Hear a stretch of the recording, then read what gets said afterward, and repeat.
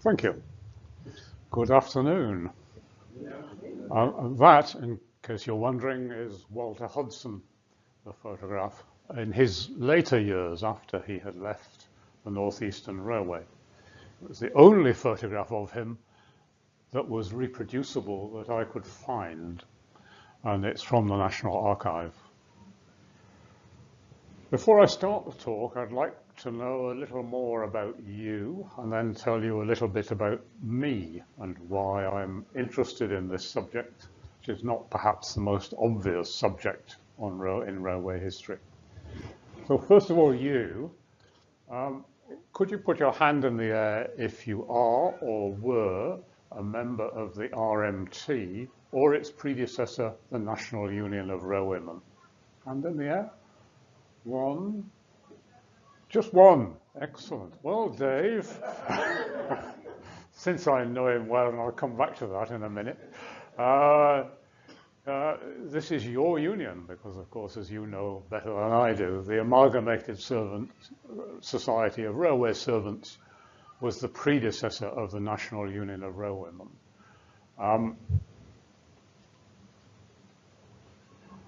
I'm not going to call it the Amalgamated Society of Railway Servants every time I refer to it today. You'll be glad to hear that. I will refer to it as the union. But if I'm referring to two unions at the same time, I'll call it the Amalgamated Society. Right, now to me. I was born and brought up on Teesside, Redcar and Middlesbrough.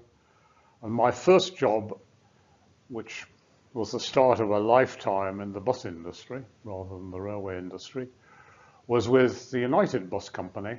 Those of you from Darlington will remember the headquarters well in Grange Road in Darlington, where Sainsbury's supermarket stands now.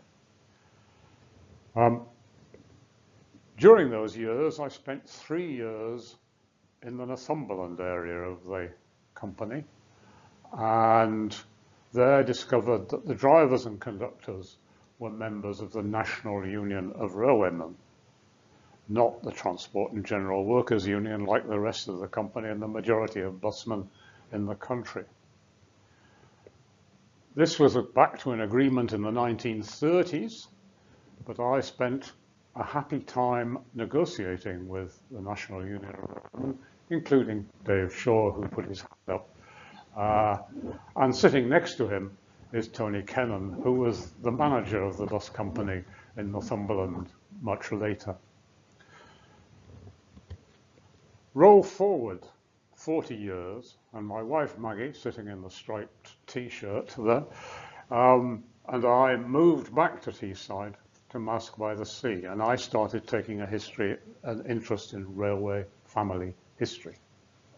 And I discovered that one of my great-grandfathers, not only buried in Mask and lived there in his retirement, but he was an engine driver of the North Eastern Railway in Middlesbrough and the branch secretary of the union's branch, their Middlesbrough No. 1 branch. I never worked for the railway at all, unless you count my 6 years at the Keighley and Worth Valley as a volunteer in retirement, which I again will return to later. To start, I'm going to turn the clock back from the foundation of the union to a strike in 1867. Next slide, please. I'm sorry, that's my great-grandfather. Next slide, please, again, Neil. Thank you. In the 1860s, the men who worked for the North Eastern Railway, if they wished to improve their terms and conditions, had to send in a memorial and a petition to the directors. The memorial set out what they wanted and why they wanted it. The petition was a sign in blood here.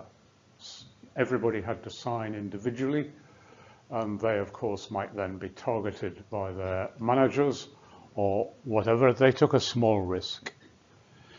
If their memorial and petition was refused, the only thing they could then do, if they wished to progress it, was to submit their notice to quit.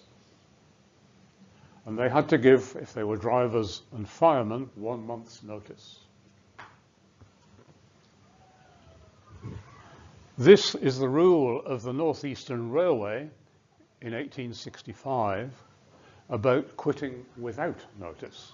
If he quits the service without notice, all pay due to him is forfeited, and the NER kept 2 weeks in arrears. And he renders himself liable to be prosecuted for breach of contract. And prosecuted for the servant, the driver or fireman, could mean jail.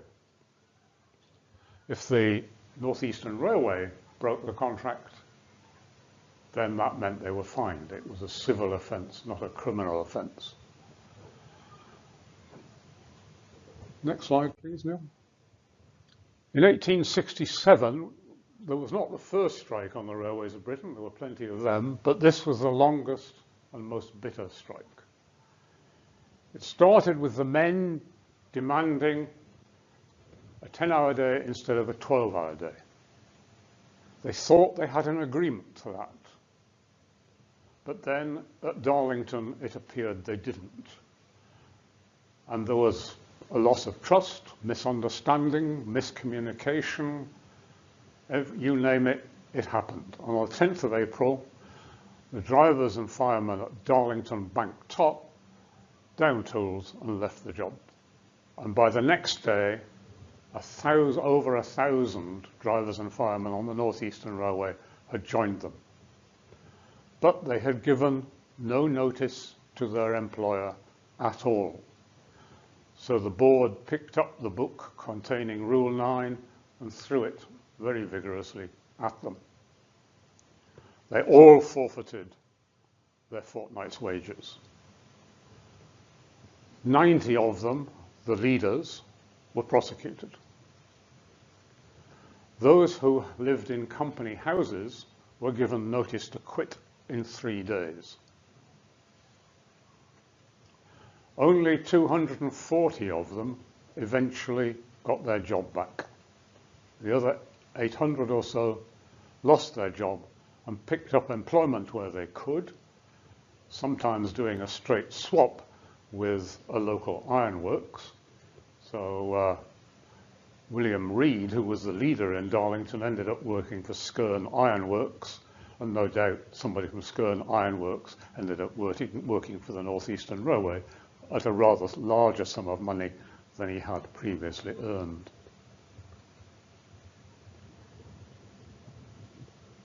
In the end, having won completely, the North Eastern Railway became magnanimous and did not pursue jail. As far as I know, nobody went to jail. And the local press, in one place, mused that although all the residents of the company houses had been given notice to quit in 3 days, 3 weeks later, they were all still there. Next, please. I'm turned back now to the early days of Walter Hudson, before he joined the North Eastern Railway. Next slide now, please. He was born in Richmond, in the railway cottages at the station, the youngest of 3 siblings, an older brother, Alfred, and an older sister, Frances. Their father, next slide please, worked in the gasworks, which the North Eastern Railway owned and operated. But he and their mother had both died by the time Walter was 5.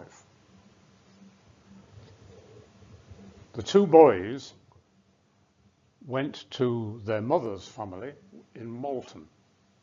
But something must have gone very wrong there, because in the 1871 census, Alfred and Walter are in the workhouse in Malton, marked as scholars in this pink box. Walter later in life remembered working in the workhouse, and indeed that would have been typical to do both, to be given an elementary education and to work. There then followed 10 years when little is known of what happened to Walter in his teens, except that he said that in the late 1860s he worked as a navvy on railway construction works. Be that as it may, next slide. In the 1871 census, he is back in Malton and working as a farmhand on a farm in Norton. Later in 1871, he joins the North Eastern Railway, probably as a shunter, and he joins in Darlington. But he's in Malton. Why would he go to Darlington rather than joining in Malton or going to York? For the answer to that, we have to go back to his sister Frances, who's the oldest of the three, and she stays in Richmond with their uncle, and their uncle takes the job that their father had.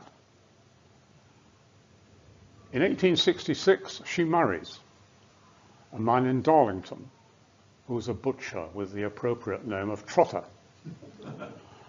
And in the 1871 census, Frances, her husband, and children are all living in Darlington. So I think that she is why the two boys both end up back in Darlington, but Alfred doesn't join the railway, and the family is once again drawn together. In 1873, next slide please, Walter applies to be a guard. And this is a copy of a form in the National Archive which records his interview with a man. You'll see the two signatures at the bottom. There's Walter Hudson on the left, or the right as you're looking at it, and Joseph Lambert on the left. Joseph Lambert was a guard, but he appears to be a senior guard, one who allocated duties to the conductors and interviewed applicants. You'll see what the railway regarded as important, if you can read it again. Can you read and write? Answer, yes. Have you a copy of the rule book? Answer, yes. Have you read it or had it read to you in these times? And his answer is yes. Do you understand the signals? Yes. Have you a good watch? A good watch is one that had a lever to adjust, to alter the time.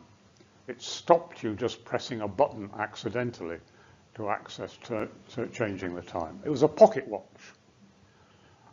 and it was connected to your jacket buttonhole by a thing called an Albert, named after Prince Albert, a chain. And the watch cost 5 guineas at this time, probably about 4 weeks of a railwayman's salary.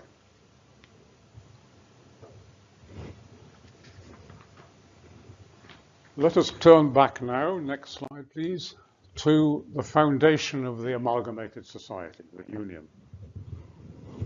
Next slide. It was founded in 1871 as both a trade union and a friendly society.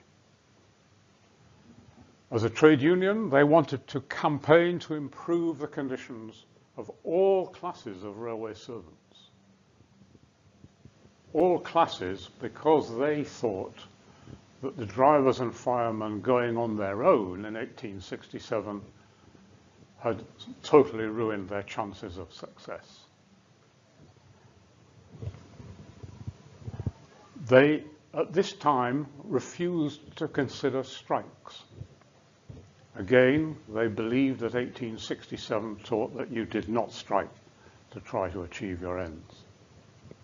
Instead, they believed they should major on railway safety, because that would appeal to the passengers as well as the staff. As a friendly society, they wanted to give help to their members. Next, please, Neil. In 1875, Darlington had but 29 members, and on the whole of the North Eastern Railway, Out of 25,000 workforce, there were only 338 members. But they, of course, were active and lively. And they put, from 1873 onwards, they were perpetually peppering management with memorials and petitions. Next slide, please, Neil. Still, it was slow growth. The membership doubled to 720 on the NER, but 2% of the workforce. The Darlington branch had grown to 100 members, but ofthe had been founded in 1880 and was gaining ground, particularly in York and Leeds, and advocating strike action. Now may I ask what I know to be at least one person in the audience who is a member of ofthe or was, to show a hand. Still a member. Still a member. Any more? No? Thank you, John. Anyway, in 1882, the union, the Amalgamated Society, decided to drop its objection to strikes and follow ofthe down that path. Next slide, please. Despite the small members, the union was starting to worry the management of the North Eastern. This is a letter from Edward Fletcher, the long-serving locomotive superintendent, who had been the man who'd crushed the strike in 1867. And he writes to the board secretary, Mr. Wilkinson, on February the 17th, 1882, from his office in Gateshead. Dear Sir, I am afraid that the Railway Servants Association is going to give us much trouble. I send you a few petitions herewith that have been sent to me. Indeed, it is becoming almost a daily thing now. You better lay them before the directors so that they may see what is going on. Yours truly, E. Fletcher. So at that optimistic time, let's turn back to Walter Hudson and his family. Next, please. In 1873, Walter marries a young woman called Annie Thompson, which they marry in Holy Trinity Church in Woodlands Road in Darlington. Annie is living in Benton Lodge, what at this time is one of the big houses on Woodlands Road. Walter is living in Green Street. Some of you may remember Green Street. It led up to the shed, the engine shed, from Yarm Road. And some of you may have walked there to and from work. Others, maybe like me, walked up there to sneak around the engine shed to see the steam engines. Next, please. They lived in Darlington for 26 years. This is a map of Darlington in 1896, and the pink circle shows where Walter worked. The goods shed behind Banktop Station, where the new platforms are being built now. They lived in 4 houses, which are marked in the boxes on the screen. They're all very close to his work, and they had in those houses 9 children. They're all 2-bedroom houses, so quite a squash. Alas, as was so often the case in these days, when 15% of children born alive died before they were 1 year old, 2 of their children died in childhood. So there were Walter, Annie, and 7 children in these small houses. Next. This is a photograph taken from the top of St. John's Church in Darlington, looking down on Banktop Station. So the photograph is taken after 1887 when that was extended. And the ring shows very hazily in the background the goods shed. Hazily, perhaps because of the smoke pollution, perhaps not. Next, please. This is a mineral train, and Walter had become a mineral guard. The wagons full of coal drop the coal into the cells below, and then horse and cart delivers the coal to the houses. And this coal drop was just off Yarm Road, close to Banktop Station. And the photograph is taken in about 1900. And these photographs are both from the Richard Barber collection. Next, please. Walter's work as a mineral guard. He was in charge. Northeastern said that, not the driver, the guard was in charge of mineral trains carrying mainly coal and coke from collieries. But he also worked goods trains. And in the summer, as excursions became more popular, they worked excursion trains, but were not allowed to work ordinary passenger trains at Darlington.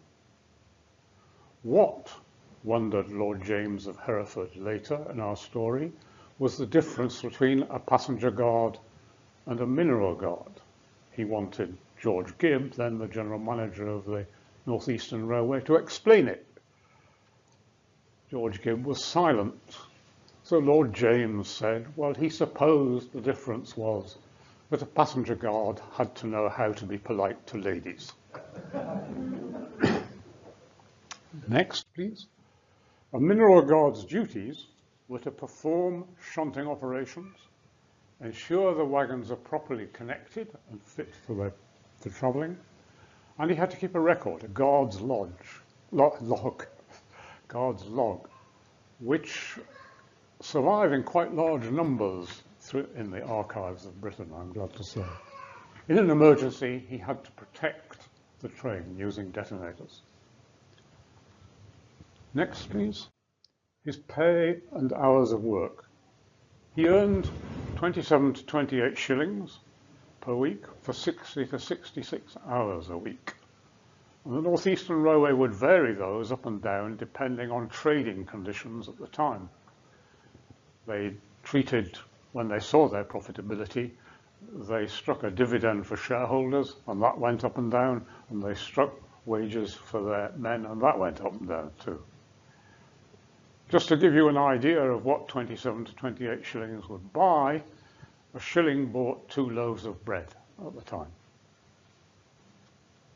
What strikes me is that 27 shillings when Walter signed up as a guard as a single man was a good salary, good wage, and he could well afford to buy a 5-guinea watch. But when he has a wife and 7 children, I don't think that's a very good rate of pay at all. Indeed, when firemen appealed to the locomotive superintendent for a pay rise, his advice to them was not to marry until they had a job as a driver. This went down well with the fireman he was addressing, who was already married. And I have to tell you that since that was my great-grandfather, who the locomotive superintendent told, had William Keel gone home to his wife Elizabeth and divorced her, I would not be here. Next, please. Mineral guards had to carry 2 flags, 1 red and 1 green, 1 hand signal lamp, 12 detonators, a whistle and a good watch, working timetable, and weekly program, journal forms, and 6 wrong lied up order forms. And I feel like saying, and a partridge in a pear tree after that. Next, please. Walter's place of work was a brake van like these. These are the standard North Eastern Railway brake van for 50 years, lined up neatly for photographs in Middlesbrough rather later. Next. The equipment in the brake van, 1 tail lamp and 2 side lamps, 2 sprags. Sprags are chocks for stopping the brake van running away and so on. 1 tail rope and 1 each, a shunting pole, a brake stick, a box of grease, a knife, an oil feeder, and an oil. Next, but all this was dangerous work. In 1885, 71 guards and shunters were killed on the railways of Britain. And in 1896, 70 of them were killed. So it didn't change much in those years. They were amongst the most dangerous jobs on the railways. More dangerous was the people who walked the track. And railways were amongst the most dangerous jobs in Britain. Only the more dangerous were mining and shipping. Next, please. Now to Walter Hudson as he rises up the Union from 1882 when he first joined them. Well, he didn't first join them, he second joined them. He actually joined in 1879, but was thrown out in 1880 because he hadn't paid his dues. He joins permanently in 1882 and then serves his time and becomes the Minutes Secretary and a member of the Executive Committee and so on. And on the way, he actually has the first right to vote given to him in a general election in this country in 1885, following legislation in Parliament that allowed men, only men, who were renting a house, paying rent, to have the vote. And that made a huge difference to how the outside world and Parliament viewed unions like the Amalgamated Society. They had to consider voters from those smaller houses. Next. Sitting in Darlington Library, I found 2-minute books and a copy letter book of the Darlington branch of the Union from this time through to 1896-7. They are an invaluable resource and deserve a lot more work than I've been able to give them. They are, if you want to have a look at them, over in the carriage shed, in the store, on display for you to look at today, and no doubt in the coming days. I don't know how long they're going to stay there. But persist. They're not there as you walk through the door. You have to walk halfway down to see them in the store. Next. This is a typical example of what the branch secretary had to do. And it highlights the signatures of all the officers. It covers finance, it's a balance sheet, and it tells you how many members that they've got. And if you ever want to look at these, they are all in Warwick University, which is not in Warwick, it's in Coventry, in the Modern Record Centre. All the files, documents, everything else of the Union and of ASLEF and of other smaller railway unions are there. And they're very friendly and very helpful. Next. Meetings took place every month in Darlington Central Hall, in the reading room. And here we come across something about Walter. But before he became secretary, they were in the North End Club, where alcohol was served. After he becomes secretary, they rapidly moved to the reading room of the Central Hall, where alcohol was not served. He was not teetotal, as far as I know, unlike my great-grandfather, who was. But he believed firmly that decisions taken fueled by alcohol were usually bad decisions. And you may think, well, maybe in 1867 that was a problem too, because that's where they met. Next. This is an example of the branch business in the minute book. An accident had taken place in October the year before this minute, in 1894. at Simpasture, when driver Robson had driven through a red signal. And the minute says that in the opinion of this meeting, Brother J. Robson, note the use of brother, that's just come in, has been severely dealt with, and that we ask the loco superintendent, by now Vincent Raven, to reconsider his case, seeing that during the coal strike he did his best for the company in their endeavour to cope with the excessive traffic, and that the signal lights were defective at the time of the accident. Carried. Walter chose not to mention the coal strike, but he did major on the red signals being defective. What Vincent Raven said in response, we don't know, but I think they had low expectations, because the next minute at this meeting was to give Brother Robson his 18 shillings allowance for being suspended. Next, it wasn't all work and no play, though, in these meetings. This is a minute from December 1895, that it be a recommendation to the branch that permission be given to arrange a football match, North Road versus Bank Top. And this took place on Good Friday in 1896. Bank Top won 2-1. The scorers were Kirby and Rowell for Bank Top and Hall for North Road. And the North Star newspaper recorded that Bank Top indulged in questionable tactics. But it was a pleasant game. Next, please.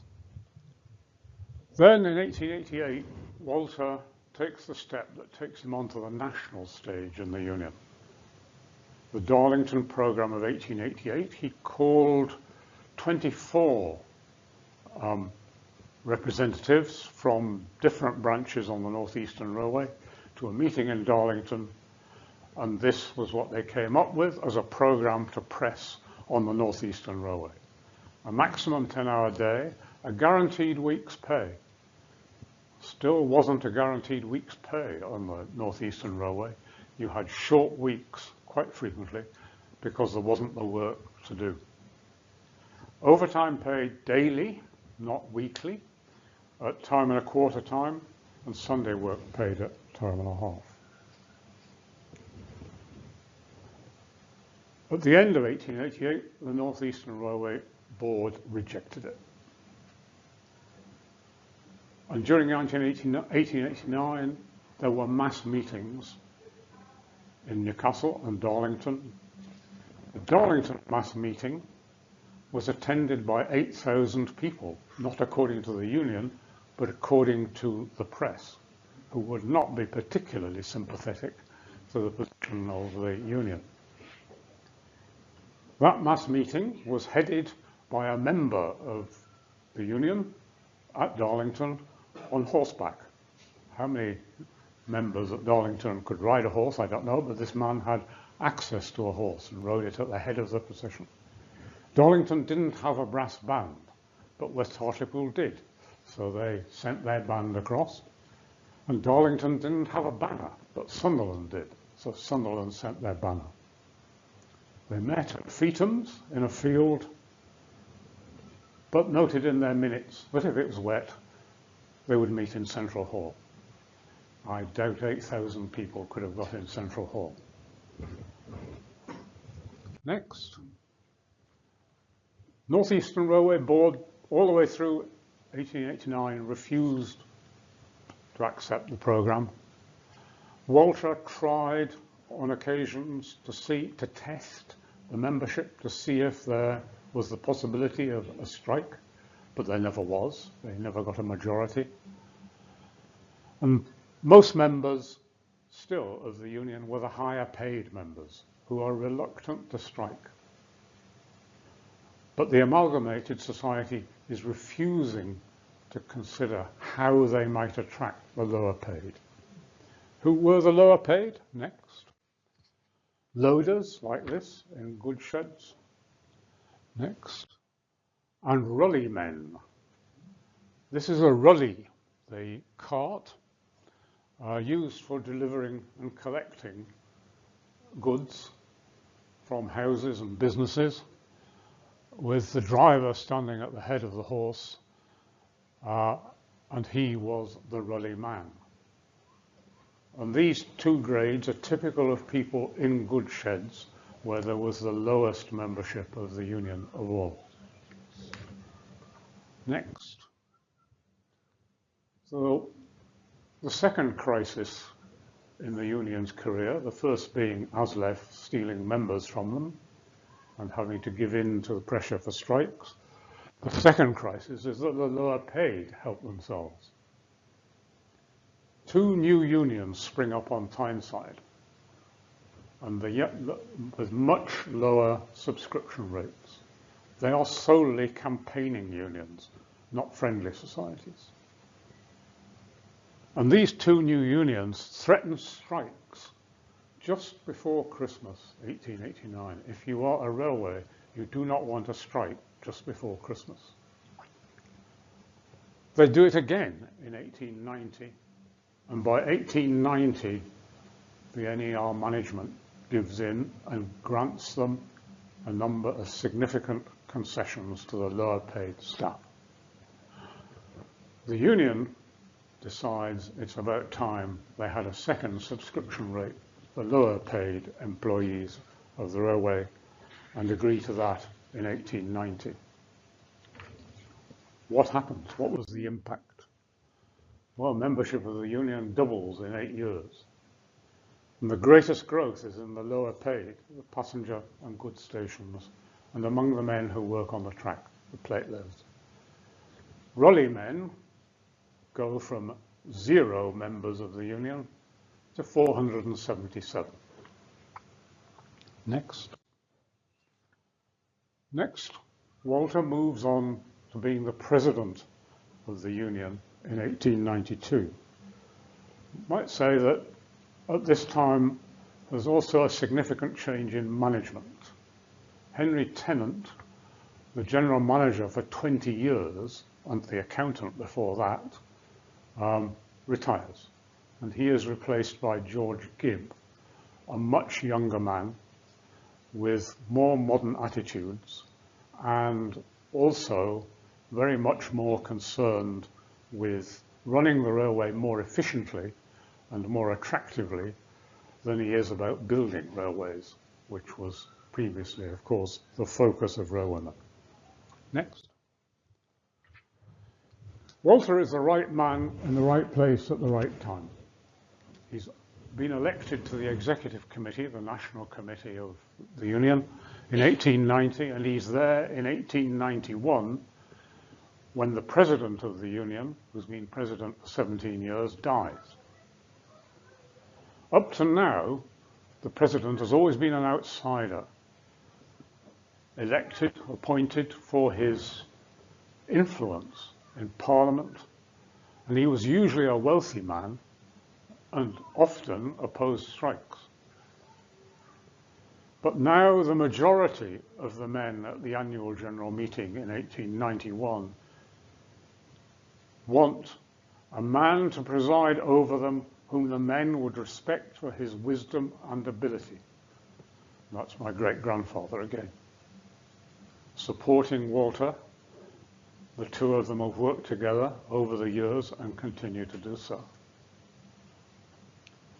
And Walter is elected president by an overwhelming majority, the first railwayman to be the president. Nonetheless, all is not plain sailing. 2 years later, despite George Gibb's modern attitude, Walter is refused leave of absence to attend the annual general meeting.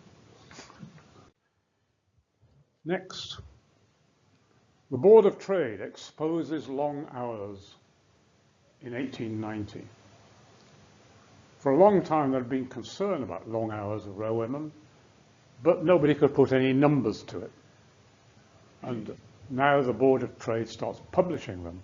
And we find that on the Northeastern Railway, we're not unique, the goods men, the drivers, firemen and guards, in December 1890, each of them works on average 2 days when they do over 15 hours. And all their days, bar a handful, are over 10 hours. This sort of publication leads to a select committee in Parliament in 1891, and then to an Hours of Labour Act in 1893 that gives the Board of Trade even more powers to control hours of work. This pushes up railway costs. At the same time, there's another Act of Parliament that is freezing the rates that the railways can charge their customers and passengers. So that's holding down revenue. So the railway companies become more and more reluctant to make any concessions at all to their men. Next. Thank you. The move to arbitration and recognition. In 1896, there was an all grades program developed out of the Darlington program, and Walter Hudson submits it to the North Eastern Railway Board. They cost it at £380,000, which is a colossal sum of money. So they offer concessions worth £22,000 and think the men might be content with that. They're not. The low paid, again, start a strike at 4th Goods Station in Newcastle, and it rapidly spreads to over 5,000 men. They've given no notice, but the law about breach of contract has changed. George Gibb is no longer in a position to threaten to prosecute them and send them to jail. And indeed, not only does he not do that, he doesn't prosecute them. He doesn't even make them forfeit their 2 weeks' pay. They all go back to work unpunished. Such are the changing times. But the directors now don't know what to do. They cannot afford, they believe, to make concessions that are significant, but equally they are afraid they are going to face a very long strike.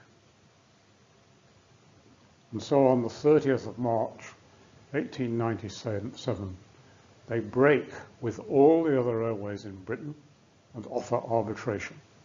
They are effectively, the board of the NER is sent to Coventry by the other railways for doing that, and they are no longer admitted to the considerations of the railways. At the same time, on that same day, George Gibb reports to the board that Richard Bell, who is the organising secretary of the union, will be acting on behalf of the men. And this is recognition. The board doesn't say this is recognition, it simply confirms that Richard Bell will act as that representative. Next. The arbitration takes place from May to August. 70 men give evidence, covering 22 days. The verbatim note, which you can read in the National Archive, covers 1,200 pages. And no, I have not read it all. But I have read the evidence of Walter Hudson, and I have read the evidence of William Keel, my great-grandfather. The award costs the NER $34,000 a year. But even in this arbitration, there's still the old difference. When the men of the union give their evidence and finish, they have to leave the room. When the officers of the railway give their evidence and finish, they stay in the room to listen to the rest. Richard Bell, for the men, draws Lord James of Hereford, the arbitrator's, attention to this, and he immediately agrees that the men should stay in the room as well. George Gibb remains silent and says nothing. So, triumph for Walter Hudson, and yet, perhaps he feels he's 45, Perhaps he feels that younger men are beginning to tread on his tail. The lower paid strikes on Tyneside were not led by the union, although they were involved. And there are younger men beginning to emerge who in time are going to take over. So a year later, at the end of 1898, we find that he and his family are moving to Dublin, where he has been appointed secretary for the Union for Ireland.